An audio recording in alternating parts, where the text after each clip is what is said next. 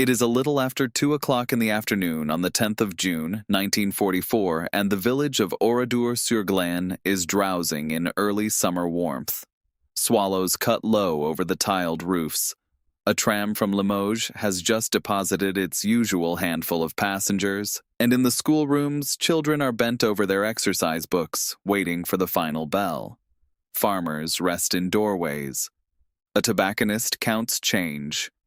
Somewhere a dog barks at nothing in particular. Then comes a sound that does not belong to this gentle rhythm. The low mechanical growl of trucks and half-tracks, dozens of them, grinding along the roads from every direction until the village is entirely ringed. Soldiers in field gray and camouflage smocks drop from the vehicles and begin moving through the streets with the unhurried efficiency of men who have done this before. They carry submachine guns.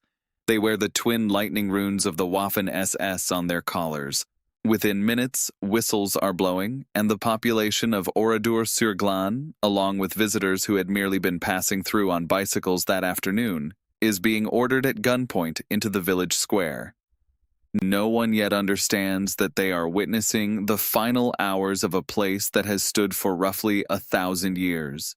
Nor that the name of their quiet farming community is about to become one of the most solemn words in the history of the Second World War, spoken in the same breath as Lidus and Caton, remembered long after the men responsible for it are dust. The soldiers tell the villagers this is a routine identity check. Papers will be examined, they say, and everyone will be free to return home. It is, of course, a lie, though not one improvised on the spot. It is the closing act of a chain of decisions, misunderstandings, and calculated brutality stretching back through 4 years of occupation, through the chaos unleashed just 4 days earlier on the beaches of Normandy, and through the particular fury of a single SS officer who believed, rightly or wrongly, that this village held the men responsible for the death of his closest friend. What happens next in this small corner of the Limousin countryside will be argued over by historians for the rest of the century. What is beyond argument is that by nightfall, Oradour-sur-Glane will no longer exist. The village had never counted itself important.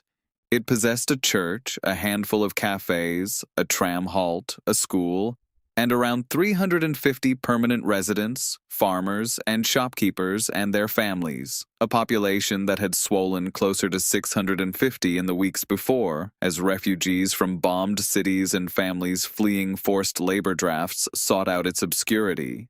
That very obscurity, the fact that nothing of military consequence had ever happened here, was precisely what had made it feel safe. Records suggest the village had seen almost no direct German presence throughout the occupation beyond the routine administrative visits any rural commune might expect. It is that ordinariness, that sense of a community entirely unprepared for what was coming, which makes the events of the following hours so difficult to comprehend, even now, more than 80 years later. To understand why a routine afternoon curdled into catastrophe, it is necessary to understand the desperate position in which Nazi Germany found itself in the early summer of 1944.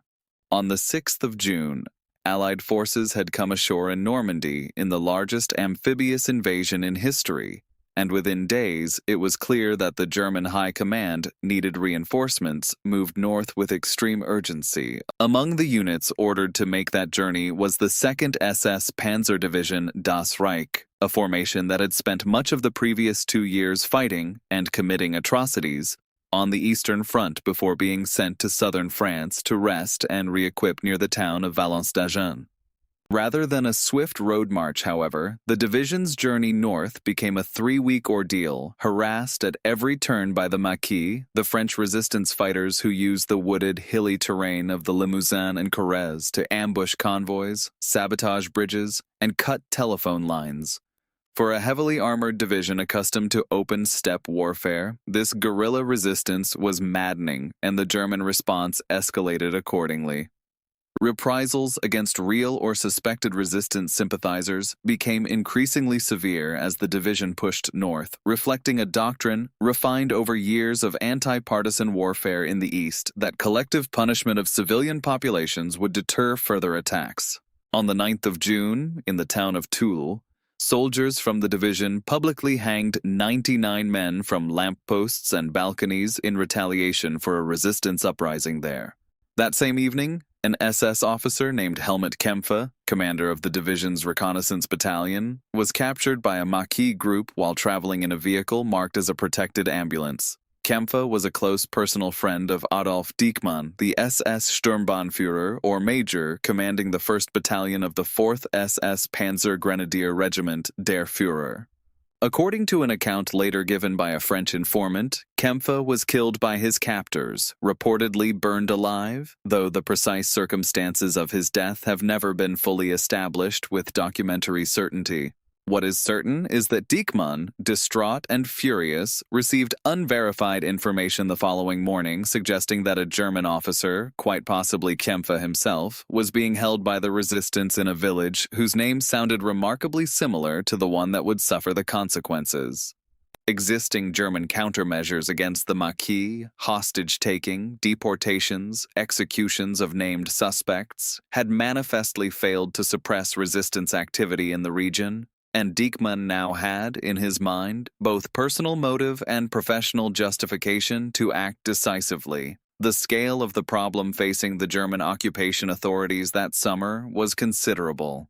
Historians estimate that by 1944, the various Maquis networks across France numbered in the tens of thousands, loosely organized but increasingly emboldened by the approach of Allied liberation, and capable of tying down substantial German forces through ambush, sabotage, and intelligence gathering for the Allies. Das Reich's own journey north, which should by conventional road march calculations have taken perhaps a week, stretched instead across roughly 3 weeks precisely because of this harassment, a delay that mattered enormously to a German high command desperately trying to reinforce the crumbling Normandy front before the Allied beachhead could be consolidated. Existing German countermeasures, curfews, checkpoints, the taking and shooting of named hostages had manifestly failed to halt this erosion of control, and a command culture forged over years of brutal anti-partisan warfare in the East now regarded the wholesale destruction of suspect communities as an acceptable, even routine, escalation. What made the coming catastrophe almost impossible to prevent was a combination of wartime chaos, unverified intelligence, wounded pride, and a command culture in which brutal reprisal against civilians was not the exception, but an established and sanctioned tool of occupation. The instrument of destruction that descended on Oradour-sur-Glane that afternoon was not a single weapon or invention in the conventional sense, but a battle-hardened military machine built specifically for the kind of ruthless, rapid, punitive action the SS had perfected across occupied Europe. The 2nd SS Panzer Division numbered, on paper, close to 20,000 men, organized into Panzer, Panzer Grenadier, artillery, and reconnaissance regiments, equipped with Panzer IV and Panther tanks, self-propelled guns, and the half-tracked personnel carriers that allowed infantry to move and dismount with speed. For the operation against Oradour, however, Dieckmann required nothing so heavy. He committed a force estimated at somewhere between 120 and 200 men, drawn chiefly from the 3rd Company of his battalion, transported in trucks and armored cars, and armed with standard German infantry weapons of 1944, the bolt-action Karabiner 98K rifle, the MP-40 submachine gun capable of firing around 500 rounds a minute, and the MG-42 general-purpose machine gun, a weapon so fast-firing, over 1,000 rounds a minute, that soldiers who heard it likened the sound not to individual shots, but to tearing canvas.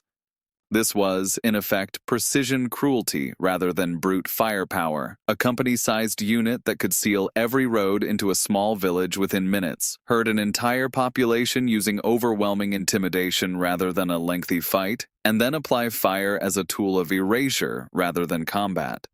The battalion's officers, Diekmann foremost among them, had learned their trade during Das Reich's long deployment against Soviet partisans, where the systematic destruction of villages suspected of harboring resistance fighters had become routine practice, and where the distinction between combatant and civilian had been deliberately dissolved as a matter of military doctrine. It was this same doctrine, transplanted wholesale from the forests of Belarus and Russia to the gentle farmland of the Limousin, that would be applied to Oradour-sur-Glane. The village itself offered no resistance whatsoever and had, according to the overwhelming weight of post-war investigation, no meaningful connection to the Maquis unit that had captured Kempfa.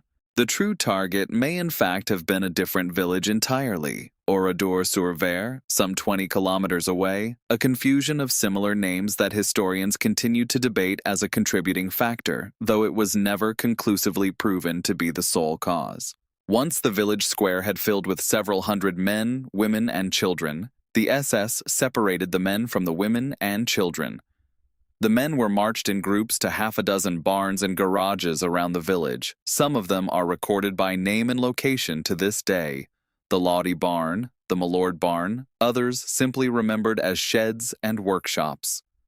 According to survivor testimony gathered after the war, the soldiers opened fire low, aiming at the men's legs so that they could not immediately flee, before piling straw and firewood over the wounded and setting the buildings alight.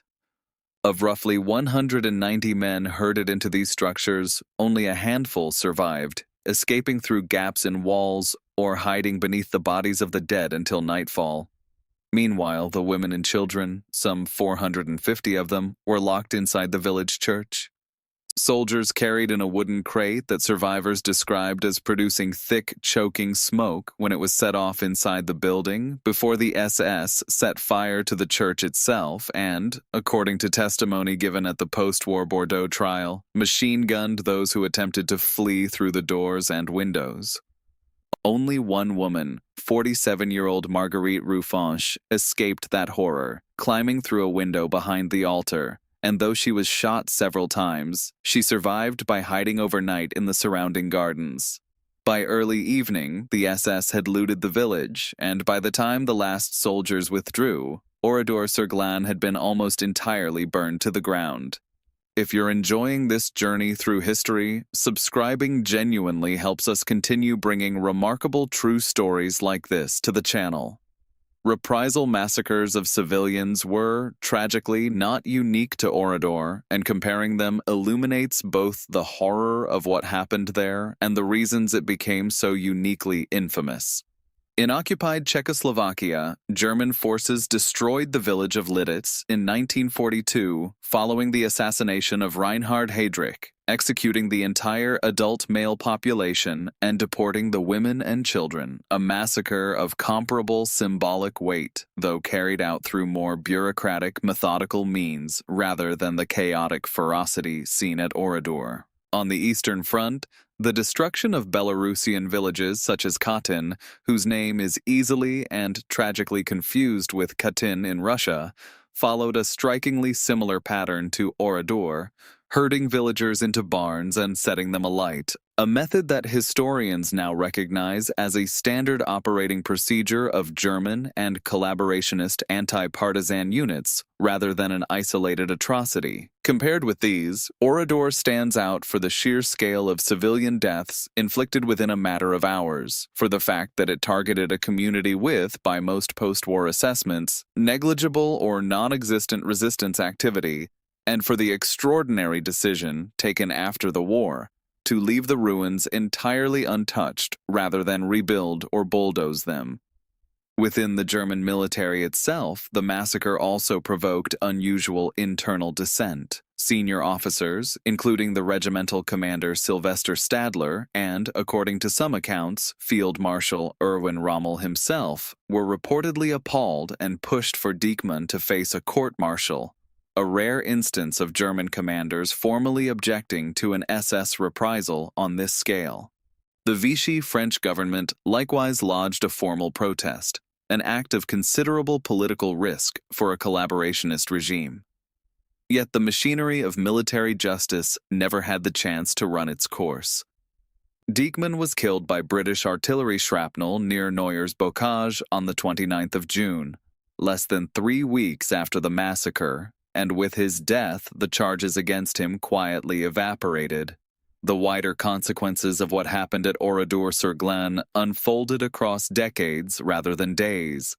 In the immediate term, the massacre did nothing to suppress resistance activity in the region. If anything, it hardened local determination and became almost instantly a rallying symbol of German barbarity that French and Allied propaganda used to underline the moral necessity of the liberation then unfolding. In the longer term, the massacre became a central exhibit in the post-war reckoning with collective wartime guilt, both German and French.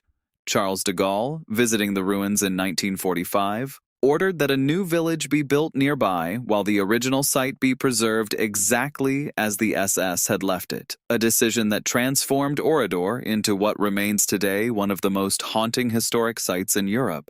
Rusted sewing machines, the burned-out shell of a car, a church with scorched pews still standing open to the sky. Legal accountability, however, proved deeply unsatisfying.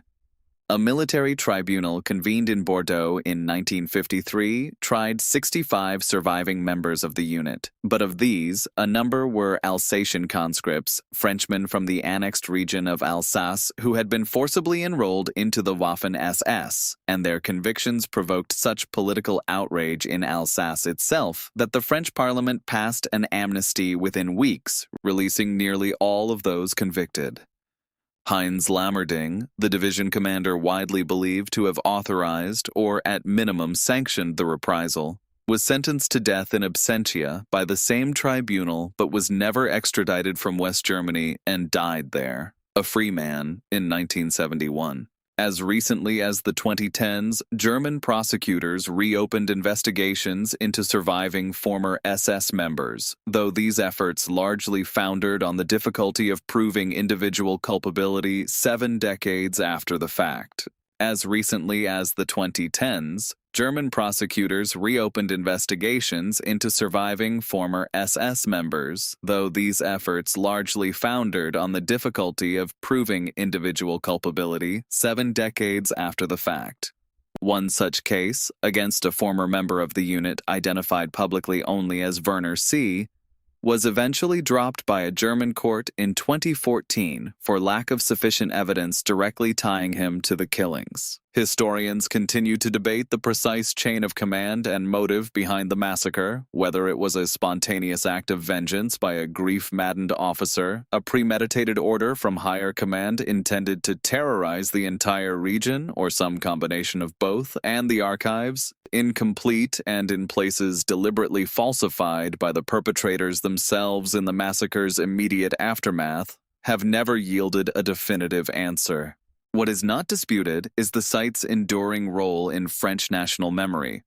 Oradour featured in the evidence presented by French prosecutors at the Nuremberg trials, and the preserved ruins today form part of a memorial complex that receives hundreds of thousands of visitors each year, alongside a museum, the Centre de la Mémoire, built to house the personal effects, photographs, and testimony recovered from the wreckage.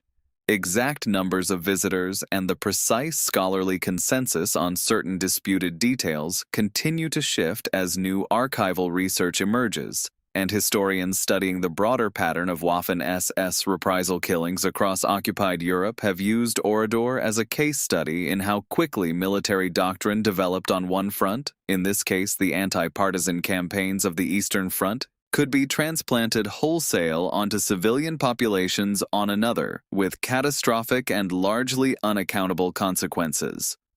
Return for a moment to that warm June afternoon, to the swallows over the rooftops and the tram pulling in from Limoges, to children closing their exercise books and farmers resting easy in their doorways. None of them could have known that the machinery of a continental war, a captured officer, a case of mistaken identity, a doctrine of terror forged in the forests of the Eastern Front, was already converging on their small, unremarkable village. What that opening moment truly represented was not simply the final hour of ordinary life in Oradour-sur-Glane, but the terrible ease with which an entire community, its history, its families, its centuries of quiet continuity, could be erased within a single afternoon by men following orders shaped by fear, grief, and an ideology that had long since stopped counting French farmers and schoolchildren as fully human. 642 men, women, and children died there in a matter of hours, a number that, however precisely historians have labored to confirm it, can never fully convey the individual weight of each life it represents. The priests, the schoolgirls photographed months before in their pinafores, the refugees who had fled to Oradour believing it a place of safety, the elderly and the infants alike. Only a handful lived to tell what they had witnessed, and it is through their testimony, given often decades later and at enormous personal cost, that the world has any detailed understanding of those hours at all. Oradour-sur-Glane was never rebuilt on its old foundations. It stands today exactly as it was left. Walls open to the weather, a burned-out car rusting quietly on what was once a street, a tram line running into a village that no longer receives passengers, precisely because the France that survived the war decided that some places should not be allowed to heal, that some silences should be preserved rather than filled. It remains a memorial not only to the people who lived and died there, but to every village across occupied Europe that suffered a similar fate and left no ruins for the world to visit. The soldiers who destroyed Oradour believed they were delivering punishment and instilling fear. What they created instead, against their every intention, was a permanent witness, a village frozen at 2 o'clock on an ordinary June afternoon, forever refusing to let the world forget what was done there, and forever asking the questions that history, even after 8 decades of investigation, testimony, and trial, has still not fully answered.